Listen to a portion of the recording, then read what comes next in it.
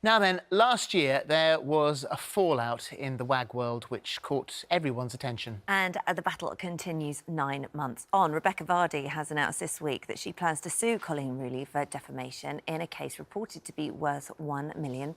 We'll be discussing all the latest next, but first here's a look back at the story which became known as Wagatha Christie. So where could this all end up? In just a moment, Judge Rinder will be sharing his expert advice. First, though, this has sadly caused quite a divide in the WAG community, leaving people like Lizzie Cundy stuck in the middle. Hiya, Lizzie. Hi, Lizzie. So, have you spoken to Colleen? Yeah, I've been in touch with Colleen, and to be honest, it's just very sad. This has been dragging on for nearly a year now, and she was hoping it could get solved without having to go to the High Court. I mean, look, this is, as you said, going to be costing over millions, possibly, legal fees, the stress, as only Judge Rinder knows, court is a very scary, not a nice place to be. And, you know, it's going to be played out in every newspaper, talked about probably on every TV show and radio show. It's not what Colleen really wanted, and I'm sure it's not what Becky wants, really, at the end of the day. And has it just gone way past them picking up the phone and having a conversation and trying to just talk this out? Well, I think they have tried. There was a video call where they sat with lawyers trying to sort this. But sadly, neither were going to back down and neither was going to say sorry. Colleen does feel she had every right to out Rebecca on this. She, as you said, she did her detective work, was like Columbo, and said it was Rebecca Vardy. For her to go public and say that, she was 100% sure. But obviously, Becky wants to prove that she's innocent. And but it's sad it's got to this. They were friends, you know, they were friends. There was always this, you know, sort of I've got your back, you've got my back thing with the women involved in this sort of circle. But here, you wonder why Colleen would not expect there to be some sort of backlash if you publicly out somebody like that. This is who it was. And to be, as you say, you've got to be absolutely 100% certain. I think, yes. Has Rob Rinder fallen off his chair? Are you all right? I So you've got to be 100% certain. Why do these things in public? Why not phone her up and say, I've reduced the friends that I've got on Instagram, and it's now come down to you. So I need to talk to you about this. Why do it in public? I think, Phillip, from Colleen's point of view, this has been going on for 2 years. Stories have been leaked to the Sun newspaper time and time again. It was really affecting her family. And she felt it was the only way out to say, look, I've had enough. I think she was really at the end of her tether with it.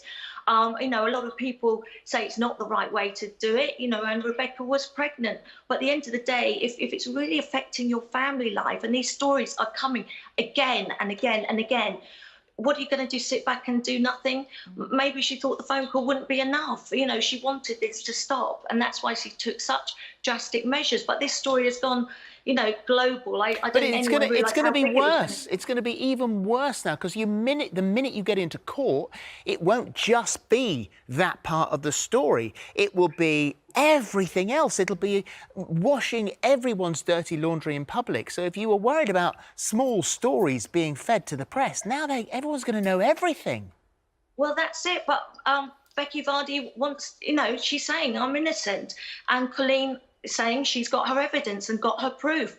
They're at, you know, loggerheads. That neither one is going to apologise, Phil. So, sadly, I'm really sad because I know these girls were both friends. Their partners played in the Euros 2016. I've been at, you know, all the World Cups from Baden-Baden when the WAGs were first there. They were all, you know, great bunch of girls, got each other's backs, you know, shopping and in the bars when they first were on every page of every newspaper, you know, and there's that football bubble where all the girls look after each other.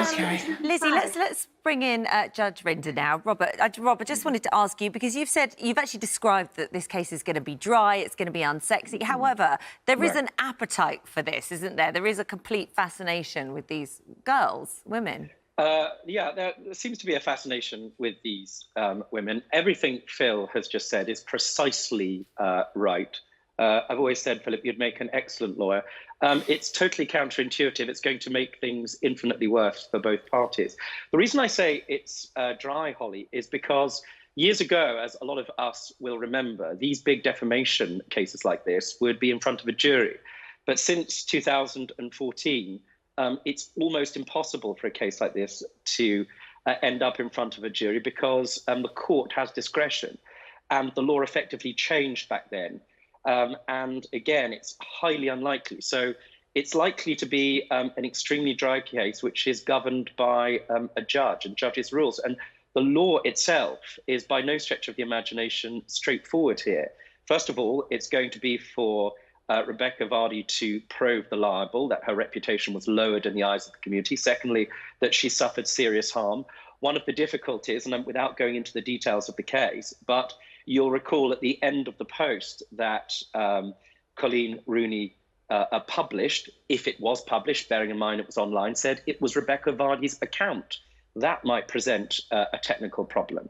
There are any number of issues here which are going to make it technical and dry. And I suspect a lot of the laundry that you're talking about might not get aired because a judge is likely to restrict the case to a very narrow issue. But it seems to me, precisely as you said, Philip, all of us want to avoid court. And the thing that troubles me, and again, this was touched on before, this is going to cost an absolute fortune, not just, of course, in the ultimate end, in the damages, which I'm told are being applied for in the form of £1 million, and we need to stop, pause and think how that could be spent, but also on lawyers' fees. And the thing, that troubles me, and it's a real privilege to be able to talk about this issue today, Phil and Holly, is that defamation and reputation is really the plaything of the rich. And one of the things that I found in my court, and a lot of you at home, and I suspect you've even got friends who have experienced this. Nowadays, people with small businesses, individuals, are constantly libeled on social media. Small businesses have been destroyed, for example, on various websites, which, for example, if you're on a tradesman's website, people sometimes post all sorts of things that aren't necessarily true. In those situations, unless you've got a lot of money, it is almost impossible. In fact, it is impossible or very difficult to bring claims. You have to bring it in the High Court. We have to leave it there, anyway, unfortunately, and that's a real tragedy. Yeah, I know. We've run out of the show. Really interesting. We've Thank got to